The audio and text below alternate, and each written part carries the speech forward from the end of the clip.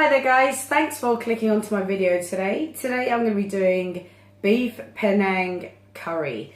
I'm going to add in some Thai pork spring rolls, but I actually made those last night, so they're all ready to go. So today we're just going to concentrate on the Panang curry.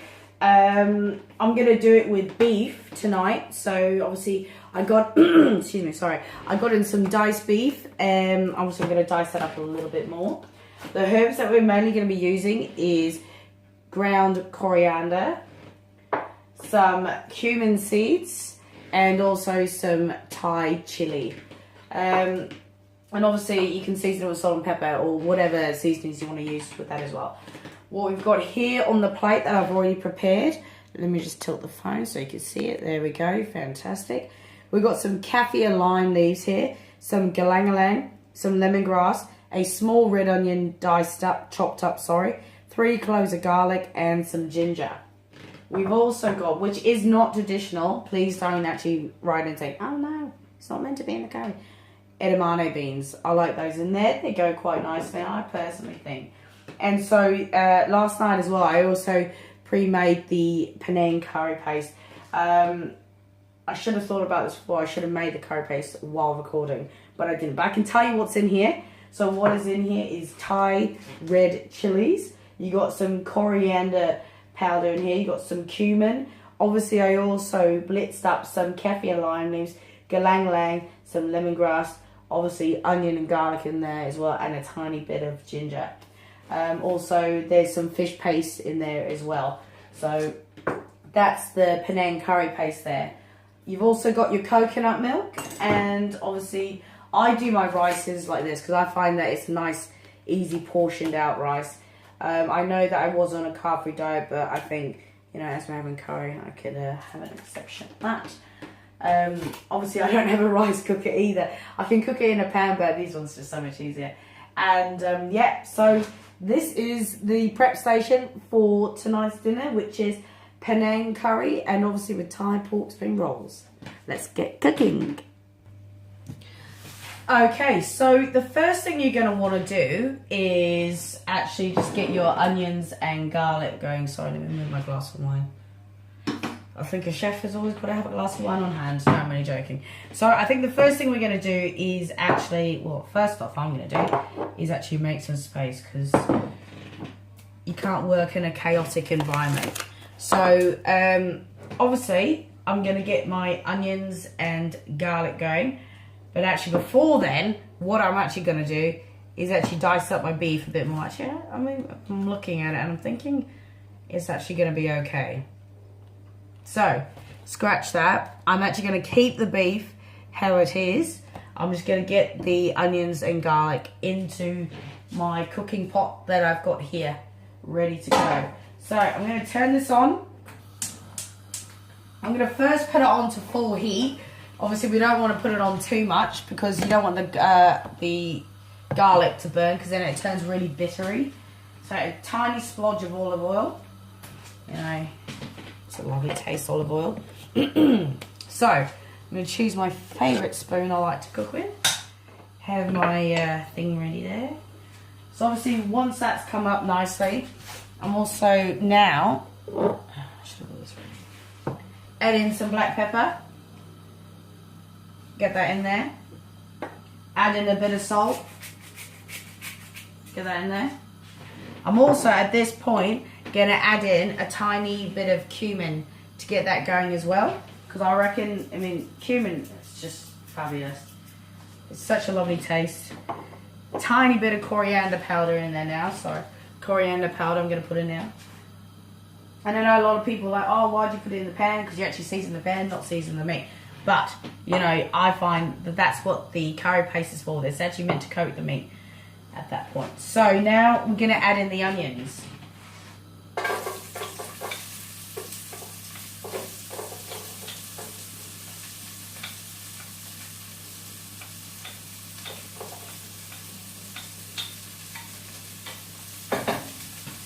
So I've added in the onions, and yep, it is smelling good.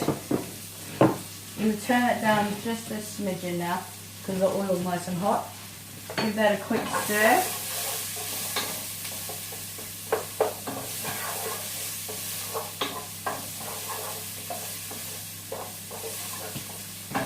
Now, what I'm going to do now is actually get my garlic chopped up.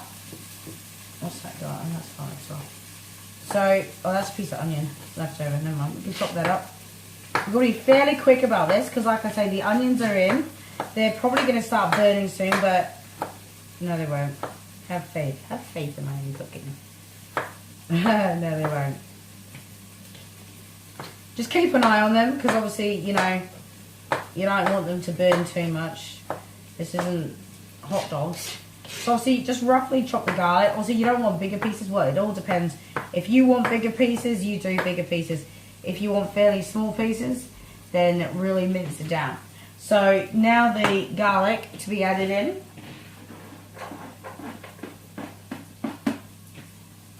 Gonna give that another stir.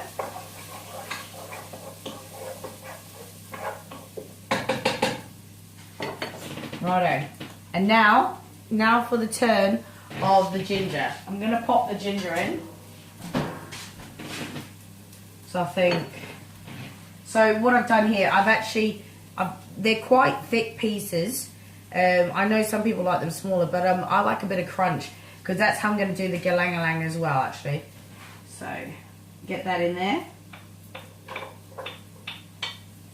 So already all these flavours are just starting to oh, it smells lovely.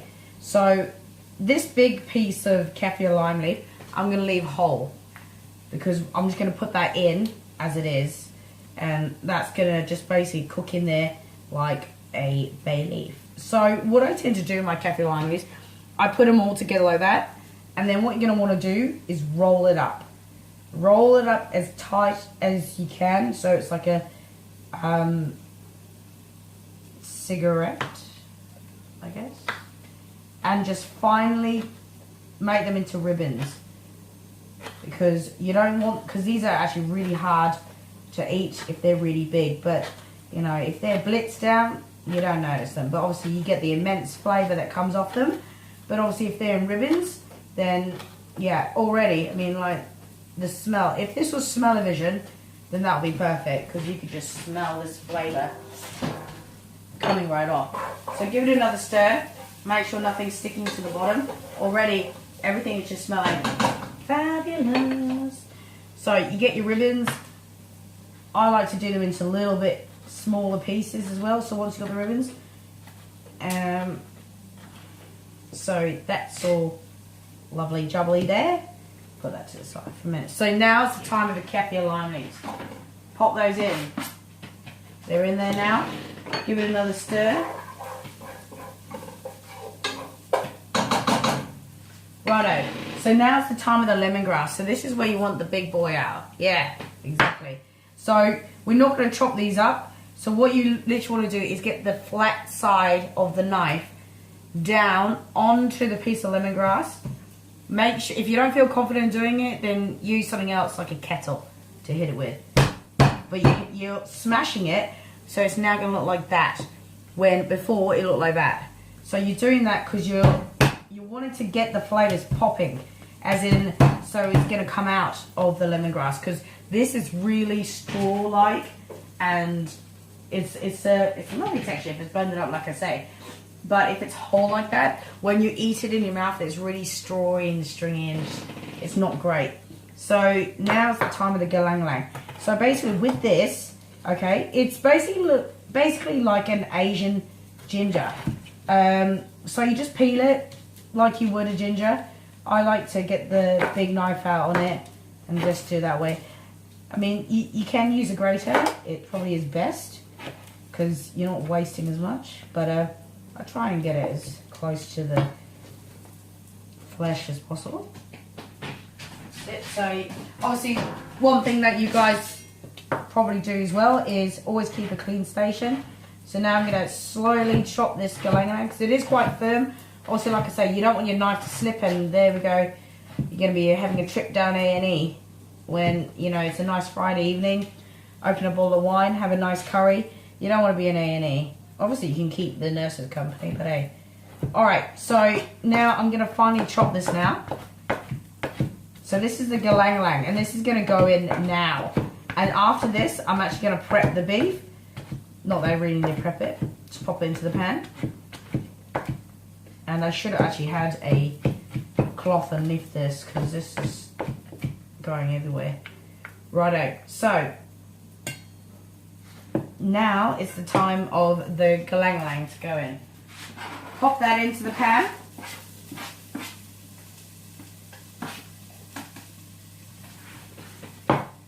So now, already, I mean, just it's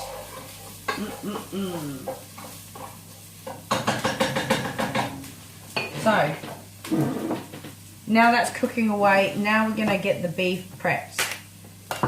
So I'm just gonna open this container. I know some people wash their meat. I mean, I have done before, like with bigger pieces, like, you know, like actual chicken breast and stuff. But I don't really do it with diced beef. I don't see the point in it. Anyway, so we're gonna pop this in now, the beef. So just put the beef straight in and we're gonna fry that off now.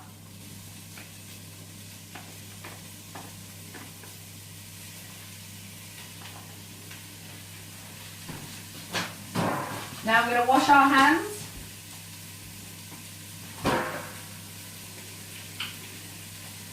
So, yeah.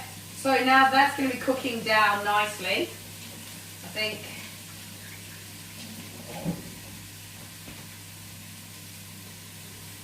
There we go. So, we've got the beef in. Going to fry that off nicely.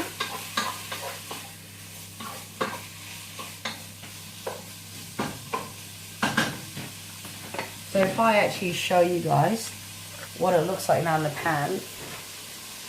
So this is what it looks like in the pan now. So that's all the ingredients popped in there. The beef's going to fry off. So now it's the turn of the coconut milk. And I'm just going to open that, but I'm going to pause this because this video is getting really long now. Okay, so what I've done now, I've actually opened the coconut milk. I use the one that's really quite...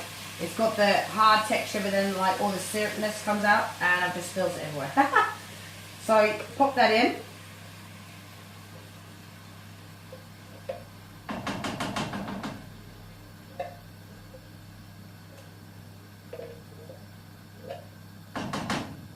So it's the coconut cream, and then also the liquid is there. The coconut milk, sorry, is also there as well, and it's a little bit fiddly widdly. Righto. So mix that all in. Now, when I do a Thai green curry, I always put the paste in first, coat the meat, and then I add the coconut milk. But for some reason, and I don't know why I do it, I haven't been taught any other way. I just always do the milk first and then I do the paste. Why with the Panang curry, I don't know. So once that the coconut milk is in, now you're going to want to put in your paste. So just a quick thing with the paste. So you can either use a food processor or you can use a pestle and mortar as well. I actually use the pestle and mortar for that because I find, obviously if you're going to make something homemade, you might as well go the full hog and actually get a workout at the same time. So we're going to pop in the paste now. I mean, look at that rich colour. It's a lovely colour. It's almost like Thai green curry. That rest bit won't come off. Okay, so put that in, and now we're going to mix in the paste there. And already that's starting to turn a beautiful red, rich colour. Oh wait, let me stir it and then I'll bring the camera over. And so I apologise for the editing. Obviously, if you watched my first video, you would have realised that I actually talk a lot when I get nervous. Anyway, so I'm not nervous, I'm just, you know, yeah. So basically already, here we go. Actually, if I put the camera here, you can already see that it's turning a beautiful red colour. So that's going to obviously thicken up. And when it does, the flavours in that are just going to be in there. Let's get off the... So obviously it still needs to melt down. There we go. So you can see what's happening as well. So yeah, so it's going a lovely colour. It smells amazing. So now, obviously, with the fresh coriander, I took some off, giving it a wash. So now I'm literally just going to throw that in whole. Throw that in whole like that. Sprinkle it in. Doesn't matter. And then at the same time, what you're going to want to do, while we're going to let this simmer, is, you know, the whole kaffir lime leaf. I mean, look at that. Look how beautiful that is. Vibrant and green. And it just, it's the lime. Perfect. Throw that in there like that. So now that's all in there. Obviously, there's the kaffir lime leaf. You got your coriander in there as well. It's bubbling away nicely. I put it back up to full heat now. So I'm going to let it simmer in just a minute. But the last thing I'm actually going to add in to this curry is actually the edamame beans, because they really don't take long. So you're probably best adding them in at the last moment. Now, I did have... I'm going to put that on the simmer now. There we go. That's on simmer. So I did have some bean sprouts, but I actually used them more in the spring rolls.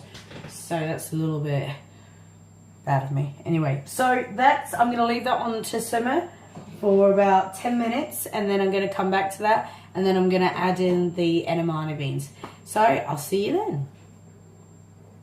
Okay, so we're back. So I came back and now I've turned it off and I added in the edamame beans. So they're in there nicely, so I can actually show you. And I added a bit of coriander extra.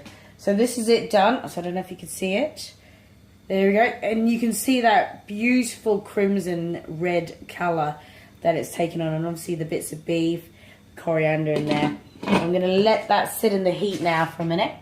Obviously these are the spring rolls, and I've also got a second batch in the fridge that are already pre-made and cooked. So what I'm going to do now is just pop them into the oven, just to heat through. I've just got them on a baking tray with some tin foil. So you're literally just going to pop that in there to warm up.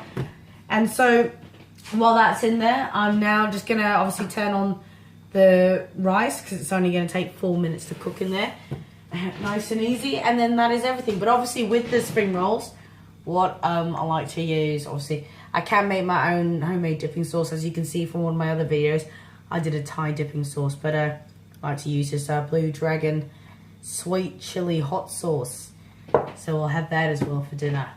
So anyway, so what I'm going to do, I will show you what the end product looks like. And I'll take a photo actually. So I'll probably stop video because this is quite a long video as it is. But anyway, so thank you guys for clicking onto my video today. Remember, if you do, there we go, you can see my face. If you do like any of my videos, please like and subscribe. And yeah, any feedback would be great. So thanks for watching, guys, and I'll see you in my next video. Bye.